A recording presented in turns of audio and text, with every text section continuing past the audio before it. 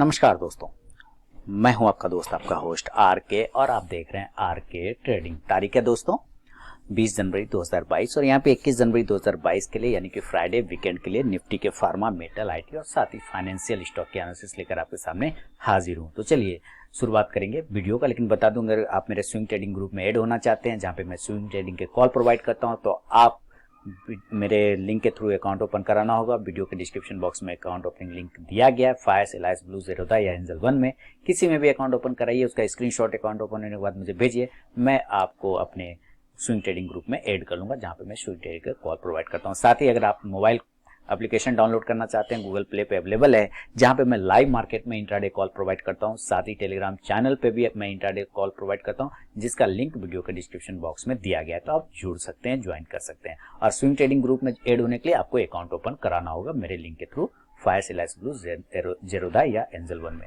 चलिए शुरुआत करता हूं। सबसे पहले फार्मा इंडेक्स को देखेंगे। देखिए फार्मा में कल भी मैंने क्या आपको बोला था कि इसके ऊपर जो लेवल आ रहे 13,800, जब तक इसके ऊपर अब नहीं जाएगा तब तक ये पॉजिटिव नहीं हो जाएगा। और नीचे मैंने ये भी बोला था कि 13,600 के नीचे अगर ये निकलता है तो फिर थोड़ा कमजोरी बनेगा, 13,500 और 400 तक ये नीचे की साइड में आ सकता है। तो आज का लो देखते हैं तो लगभग 415 का लगा है, उस लेवल को इसने टच कर लिया।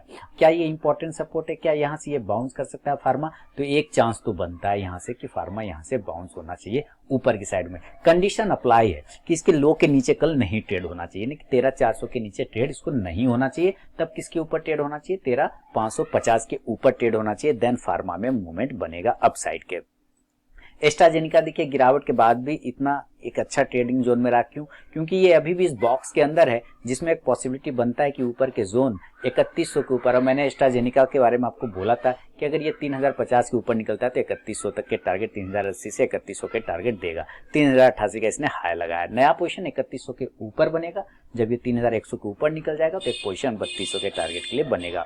और विंडो फार्मा इस जगह पे ये सपोर्ट ले रहा है, तो मतलब है कि जब तक ये 655 के नीचे नहीं गिरेगा तब तक खराब नहीं होगा। ऊपर 675 के ऊपर जाने पर बाइंग आएगी 690 के लिए। बायोकॉन में ठीक ठाक है मूवमेंट। देखिए बायोकॉन में एक बढ़िया मूवमेंट बन रहा है और बायोकॉन मुझे लगा खराब बिल्कुल भी नहीं है। मार्केट अभी गिरा हुआ है या गिर रहा है, इस वजह से आपको ये नीचे के लेवल पर दिख रहा है। अदरवाइज बायोकॉन 375 को एक बार ब्रेक करेगा तो 390 की तरफ जा सकता है। कैडला हेल्थकेयर रुक गया है अपने गिरावट के बाद, कल के गिरावट के बाद आज उसने अपने लो को नहीं काटा। ये ध्यान दीजिए कि कल के जो लो को है उसने आज नहीं काटा है बल्कि होल्ड किया अपने आप को बहुत अच्छे तरीके से। कल अगर 428 से 29 के ऊपर निकलता है तो 435 से 40 के लेवल आपको दिखा सकता है कैडला। सिप्ला 880 के आएगा, नीचे सेल कर दी गई 860 के लिए। ऊपर 890 के ऊपर निकलेगा तो 900-910 के टारगेट देगा। डिवीज लैब तो नीचे के लेवल खुल गए इसके। डिवीज लैब के मैंने कल आप लोगों को बोला था इस बॉक्स के नीचे जब जाएगा तभी इसको सेल करना है, अदरवाइज नहीं करना। अगर किया होगा तो जरूर आपको 100 पॉइंट 75 पॉइंट तो जरूर मिल गए होंगे। 4400 से डायरेक्ट ये 4300 तक आ चुका है। कल अगर ये 4300 के नीचे निकल जाता है तो जरूर सेल करिएगा। 4300 के नीचे जाने पर आपको 4200 के टारगेट बना के दे देगा। डॉक्टर लाल पैथलैब देखिए, डॉक्टर लाल पैथलैब में भी क्या मूवमेंट आया, जबरदस्त मूवमेंट आया। पहले तो कल का जो एक कंटिन्यू डाउन आया और उसी के नीचे आज भी ये कंटिन्यू ट्रेड किया, यानी 3220 के नीचे ये कंटिन्यू ट्रेड करता तो नीचे की साइड में ट्रेड करने लग गया। अब ये प्रॉफिट कब देगा आपको, यानी कि बाय के साइड कब जाएगा ये? जब ये 3200 के ऊपर निकलेगा तब। लेकिन अगर अपने लोअर लेवल 3150 को कल फिर ब्रेक करता है तो 3100 के टारगेट दे देगा। डॉक्टर रेड्डी पूरे चांस है, पॉसिबिलिटी है कि डॉक्टर रेड्डी स्टैंड लाइन से ऊपर चला जाए। 4620-25 के ऊपर निकलता है तो आपको 4700 के टारगेट देगा। नीचे 4560 को नीचे ब्रेक करेगा तो 4500 का टारगेट देगा। ग्लेनमार्क फार्मा की बात करें, देखिए ग्लेनमार्क फार्मा में 500 के ऊपर निकलेगा तो पोजीशन बनेगा 520 से 30 के लिए। ग्रेनुल्स इंडिया की बात करते हैं, ग्रेनुल्स इंडिया अप साइड में 326 से 27 के ऊपर निकलेगा तो ग्रेनुल्स इंडिया 335 के टारगेट बना के देगा। लुपिन की बात करें तो लुपिन देखिए रुका हुआ है 930 के नीचे, अगर आता है 935 के नीचे तो एक बार ये टारगेट 925 का देगा। और ऊपर जाने के लिए तो जब तक इसके ऊपर 975 के ऊपर नहीं सस्टेन करे तब तक बिल्कुल भी नहीं। इसका स्विंग ट्रेडिंग कॉल दिया है और उसके लेवल मेरे स्विंग ट्रेडिंग ग्रुप में ऐड है। नोवार्टिस की बात करें, नोवार्टिस में होल्ड करें 800-810 के ऊपर अच्छा पोजीशन बनेगा 850 के लिए। और नीचे के लेवल 755 के नीचे, 50 के नीचे जब तक नहीं जाता ये खराब नहीं होने वाला है। पिरामल अप साइड में 2600 के ऊपर निकले, 2610, 2620 और 2630 के टारगेट आराम से मिल जाएगा। बड़ा टारगेट 2660 से 70 का मिलेगा। स्ट्राइड्स फार्मा होल्ड कर रहा है 430 के ऊपर अगर निकलता है तो 450 तक के टारगेट स्ट्राइड्स फार्मा भी आपको दिखा सकता है। इस साइड फार्मा की जगह सन फार्मा को बात करें तो सन फार्मा अगर नीचे के लेवल 815 को ब्रेक करता है, सेल करिएगा 800 के टारगेट के लिए। बाउंस होने के लिए बिल्कुल तैयार है, 830 के ऊपर निकलेगा, 840 से 45 के टारगेट देगा। टोरेंट फार्मा की बात करें 3225 के 3230 के ऊपर निकलेगा तो आपको 3250, और 3250 के ऊपर अगर निकलता है तो 3300 के टारगेट मिलेंगे। वोकट फार्मा देखिए 426 से 27 के ऊपर जाने के बाद 440 तक के लेवल आपको दिखा सकता है। तो यह है दोस्तों निफ्टी के फार्मा स्टॉक में मेरा व्यू। चलेंगे मेटल स्टॉक की तरफ। अब मेटल में देखें तो सबसे पहले देखिए मेटल में थोड़ी सी मूवमेंट तो बना है, लेकिन उतना भी ज्यादा नहीं। अब थोड़ा सा और इसको मूवमेंट बनना चाहिए। एक चीज पॉसिबिलिटी अच्छा दिया कि ये 5700 के नीचे नहीं आया। अब इसका रेजिस्टेंस क्या है 5900 के ऊपर, 5900 के ऊपर निकलेगा तो मूवमेंट बनेगा 6000 के लिए, और जब तक 5700 के ऊपर है तब तक ठीक ठाक है। अडानी इंटरप्राइजेज देखिए स्टॉक उसी तरह से होल्ड कर रहा है, 1885 के ऊपर जाएगा तो 1925 से 50 तक के टारगेट बनेंगे। एपीएल अपोलो बिल्कुल सही राह पे चल रहा है, 990 के ऊपर निकलते के साथ एपीएल अपोलो में आपको 1000 का इंट्राडे टारगेट और 1025 का एक स्विंग टारगेट आपको दिखाई देगा। कोल इंडिया बहुत ही बढ़िया, ऊपर के लेवल का काम फिनिश 168 का। अब जब तक 167 से 170 के ऊपर सस्टेन नहीं करे तब तक पोजीशन मत बनाइएगा। 160 के नीचे सेल मार दीजिएगा 158 के लिए। हिंडाल्को पोजीशन 510 के ऊपर बनेगा 520 के लिए। हिंदुस्तान कॉपर की बात करें देखिए 125 के ऊपर हमेशा ये पॉजिटिव होता है, अभी 133 चल रहा है तो बिल्कुल सही है। कल अपने हाई के ऊपर 135 के ऊपर निकलेगा तो 138 से 40 के टारगेट देगा। हिंदुस्तान कॉपर 325 के नीचे निगेटिव, 325 के ऊपर पॉजिटिव। अभी देखिए ये नीचे है तो जाहिर सी बात है निगेटिव है, जैसे ही 325 से 30 ऊपर ब्रेक करेगा पॉजिटिव हो जाएगा। नीचे 320 के नीचे आएगा, सेल करेंगे 310 से 300 के टारगेट के लिए। जिंदल स्टील एकदम सही है, ब्रेकआउट के लिए बिल्कुल होल्ड कर रहा है अपने आपको। देखिए आज इतना गिरावट बाद भी मेटल ने अपने आप को होल्ड किया तो कहीं न कहीं ये स्ट्रेंथ दिखाने की कोशिश कर रहा है। जैसे ये 423 से 25 को ब्रेक करेगा जिंदल स्टील, बाय का पोजीशन बनेगा 440 के टारगेट के लिए। जेएसडब्ल्यू स्टील भी उसका भाई है, छोटा चल रहा है, 690 के ऊपर निकलेगा, 700 और 700 के ऊपर निकलने पर बड़े टारगेट 725 का। मोइल की बात करें, मोइल अपने आप देखिए शानदार आ गया ना मोइल अपने जगह पे।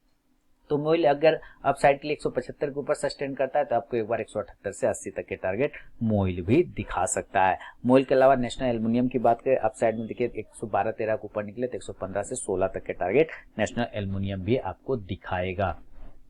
अब चलते हैं एनएमडीसी की तरफ। एनएमडीसी अभी कुछ नहीं, ऊपर का लेवल जब तक ब्रेक नहीं करे 150 वाला तब तक मत हाथ लगाइए, इसको रहने दीजिए। अभी रत्नामणि मेटल्स ये इसी बॉक्स के नीचे में, तो 1880 के नीचे निकलने पर एक मिनट, रत्नामणि मेटल्स इस बॉक्स के नीचे जैसे निकलेगा 1860 1870 के नीचे सेल मारिए 1840 तक आ जाएगा। Steel Authority of India SAIL 110 के ऊपर निकलेगा तो अच्छा मूवमेंट करेगा 115 से 20 के लिए। टाटा स्टील देखिए अप साइड में 1225 से 30 के ऊपर निकलेगा तो 1275 से 1300 के टारगेट। वेदांता नीचे जब तक इस बॉक्स के नीचे नहीं आता, 317 के नीचे नहीं आता है, बिल्कुल सेल नहीं करना है। हाँ ऊपर जाने के लिए 330 के ऊपर निकलेगा तो 340 से 45 के लिए बाय का टारगेट बनेगा। वेलस्पन कॉर्प 2.5% की तेजी रही और ऊपर एक रेजिस्टेंस जोन है 195। अब जब तक 195 के ऊपर सस्टेन नहीं करे हाथ मत लगाइएगा, इसको रहने दीजिए फिलहाल। और नीचे अगर ट्रेंड लाइन को तोड़ देता है 180 तो जरूर सेल करिएगा 175 के टारगेट के लिए। तो ये था दोस्तों निफ्टी के फार्मा के साथ मेटल पे व्यू। चलेंगे आईटी की तरफ, और आईटी में सबसे पहले हम लोग आईटी इंडाइसेस की बात करें, और आईटी में देखिए जबरदस्त गिरावट देखने को आपको मिला है,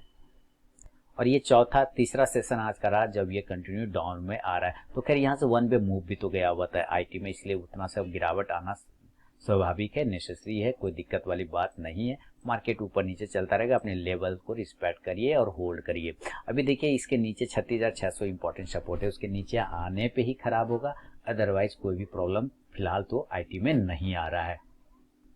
अब यहाँ से आईटी अगर उसके नीचे जाता है तो 36,000 तक के लेवल आ सकता है, तो और भी गिरावट बन सकता है आईटी पर। तो बिरला सॉफ्ट से स्टार्ट करते हैं। बिरला सॉफ्ट में 500 के नीचे आने पे गिरावट और बढ़ सकता है। मुझे लगता है आईटी में कल एक बाउंस आना चाहिए, ऊपर के लेवल खुलना चाहिए, ऊपर के लेवल के थोड़ा शॉर्ट कवरिंग बनेंगे और कोई भी बात नहीं है। तो ये बिरला जिसको लग रहा था बहुत ऊपर चला गया नहीं मिलेगा, तो वापस बिरला उसी लेवल पर आ गया। अगर लेना है तो आप लोग अपने रिस्क के हिसाब से लीजिए। जो जिनको लग रहा था कि अब ये नहीं मिलेगा उस प्राइस का, तो आ गया ना वापस, कोई बात नहीं। 525 के ऊपर जैसे निकलेगा फिर से भागेगा 550 के टारगेट के लिए। कोफोर्ज की तरफ बात करें तो कोफोर्ज अगर अप साइड में 5450 के ऊपर निकलता है तो 5450 के ऊपर तो 5500 और 5600 के टारगेट आराम से आपको कोफोर्ज दिखा सकता है।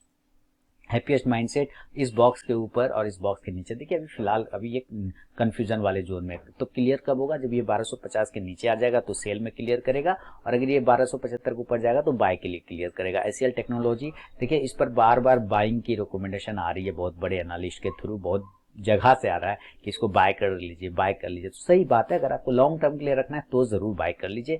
स्टॉक्स ऐसा खराब नहीं है, हाँ, और मौका दे रहा है बाय करने के लिए। और अभी आने वाला समय आईटी का ही होगा, कहने का मतलब टेक्नोलॉजी का, और खासकर वैसे आईटी डिपार्टमेंट जिसमें क्लाउड का काम ज़्यादा होता होगा, उस पर आपको ध्यान रखना है। तो अभी देखिए, अगर नीचे 1170 के नीचे अगर आता है तो आपको 1100 के लेवल दिखाने की कोशिश करेगा। 1200 के ऊपर जाने पर पॉजिटिव हो जाएगा 1225 से 50 के टारगेट के लिए। इन्फो एज की बात करें तो इन्फो एज अगर अपसाइड में कल 5100 के ऊपर निकलता है तो 5150 से 5200 के टारगेट दिखा सकता है। इन्फोसिस अगर इसी कंडीशन में तो नीचे के लेवल 1810 के नीचे खराब होगा, उसके पहले ठीक है 1810 के नीचे सेल कर देंगे। 1800 1790 के टारगेट के लिए ऊपर जाने के लिए वापस 1850 के ऊपर इसको ट्रेड करना होगा। जस्ट डायल की बात करें तो आज का तो ये हीरो रहा जस्ट डायल। देखिए कल यहाँ पे मैंने लगा रखे थे गोल बिंदु, और मैंने कल कहा था कि आपको इसके ऊपर लेना, 830 से 40 के ऊपर निकलेगा तो 860 से 70 के टारगेट बना के देगा। इसने एक ही दिन में लगभग यहाँ से देखिए 100 पॉइंट 130 पॉइंट की रैली बना के इसने दिया, जबरदस्त मूवमेंट दिया। तो ये ऐसा स्टॉक है कि ये मिनट में आपको पॉजिटिव कर देगा और मिनट में निगेटिव कर देगा। काफी हाई वोलेटाइल स्टॉक है, जब सोया रहता है तो सोया रहता है, जब चलता है तो सब तूफानी। और आज ही इस पर निगेटिव आया था रिपोर्ट की, इसका डाउनग्रेड किया गया था इसको, और देखिए उसको उसने मुंह तोड़ जवाब दिया अपसाइड में जा करके। तो कल अगर ये कल हो सकता है ना जाए ऊपर, कारण कि थोड़ा प्रॉफिट बुकिंग आ जाए, शॉर्ट टर्म वाले लोग प्रॉफिट बुक कर लेंगे। 940 के ऊपर अगर ये निकलता है तो 960 और 70 के टारगेट बनेंगे, और नीचे अगर ये 905 के नीचे 900 के नीचे आता है तो प्रॉफिट बुकिंग आएगा। एल&टी इन्फोटेक अपने सपोर्ट एरिया पे है, अगर ये नीचे की तरफ में 6500 के नीचे ब्रेक करता है तो जरूर सेल करेंगे 6400 6300 के टारगेट के लिए। माइंट्री अप साइड में जाने के लिए 4400 के ऊपर निकलना होगा, देन 4450 से 4500 तक के टारगेट आपको माइंट्री में भी देखने को मिलेंगे। इसके बाद आगे बढ़े माइंट्री एम्फासिस की बात करें तो एम्फासिस ने बिल्कुल डाउन ट्रेंड दिया नीचे की साइड में। अगर 3050 के नीचे आया तुरंत ये 3000 के टारगेट दे दिया एम्फासिस। इसी तरह अगर ये 3000 के नीचे कल फिर आता है तो आपको 2950 तक के टारगेट बन जाएगा। पेटीएम में थोड़ा रुकावट हुआ है, यहाँ पे इसके नीचे जाना नहीं चाह रहा, 1000 के नीचे देखिए 992 पे रुका हुआ है। कल अपने लोअर लेवल को अगर ब्रेक करता है तो और भी नीचे आ सकता है, तो आ जाना चाहिए, अच्छी बात है, फिर हम लोग एंट्री करेंगे ना।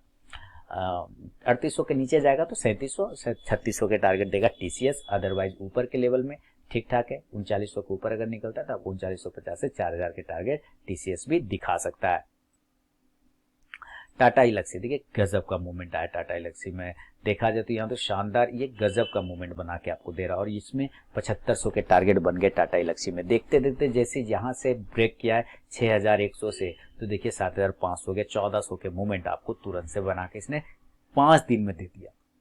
अब ऐसी आज़ादी और कहाँ मिलेगी, जबरदस्त। अब कल अगर अपने हाई को ब्रेक करता है तो फिर से एक बार 7600 के टारगेट देने की कोशिश करेगा, नहीं तो कल फ्राइडे हो सकता है इसमें प्रॉफिट बुकिंग आ जाए। टेक महिंद्रा अप साइड में 1700 के ऊपर निकले पर 1750 के टारगेट। विप्रो कोई दिक्कत नहीं है, अप साइड में अगर विप्रो के लिए जाता है तो 630 से 35 के ऊपर निकले 640 से 60 के टारगेट विप्रो भी बना के आपको दे सकता है। तो ये था दोस्तों निफ्टी के फार्मा, मेटल और आईटी पे भी चलेंगे फाइनेंशियल स्टॉक की तरफ। और फाइनेंशियल स्टॉक में देख लें बजाज फाइनेंस, देखिए बजाज फाइनेंस नीचे के लेवल कोई बात नहीं, 7400 के नीचे निकलेगा तो 7300 का टारगेट, और अप साइड में ऊपर 7600 650 के ऊपर निकलेगा तो 7750 तक के टारगेट देगा। बजाज फिनसर्व डाउन साइड, मेरा सेल साइड का इसमें कॉल था बजाज फाइनेंस में, और शानदार इसने बजाज फिनसर्व में शानदार इसने मूवमेंट बना के दिया, एकदम जबरदस्त काम नीचे का फिनिश कर दिया। और अप साइड में जाने के लिए अभी कुछ भी नहीं, कल वापस अगर 17200 के नीचे या 17000 के नीचे आता है तो और भी कमजोर हो जाएगा। चोला फाइनेंस ये भी हीरो दे रहा, मार्केट के गिरावट से इसको कोई फर्क नहीं पड़ा, मार्केट कहीं जाए ये अपना एकदम हवाई जहाज के रहा, ऊपर में खड़ा भी रहा, मार्केट गिर भी रहा था तब भी ये करेक्ट हल्का पॉइंट कर रहा था, अदरवाइज ये एकदम बिल्कुल ताकत लगा के खड़ा था। कल अगर हाईयर जोन के ऊपर निकले 652 से 53 के ऊपर तो 660 से 70 का टारगेट देगा। आईबुल की तरफ बात करें, आईबुल 230 के ऊपर जब तक क्लोज नहीं करेगा इसका कुछ भी नहीं हो सकता है।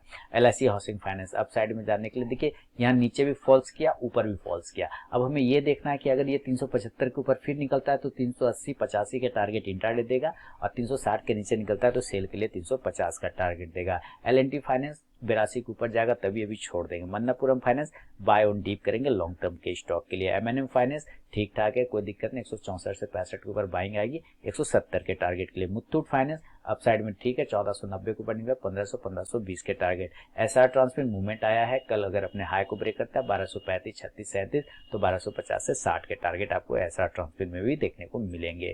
तो ये है दोस्तों निफ्टी का फार्मा, मेटल, आईटी साथ ही फाइनेंशियल पे मेरा अपना व्यू। पसंद आया तो जरूर फीडबैक दें, और टेलीग्राम चैनल नहीं ज्वाइन किया ज्वाइन कर सकते हैं लाइव मार्केट में कॉल के लिए। साथ ही आरके ट्रेडिंग मोबाइल ऐप को भी डाउनलोड कर सकते हैं लाइव मार्केट में कॉल के साथ साथ मार्केट रिलेटेड जानकारी के लिए भी। तो मिलूंगा नेक्स्ट वीडियो में, तब तक के लिए बहुत बहुत धन्यवाद।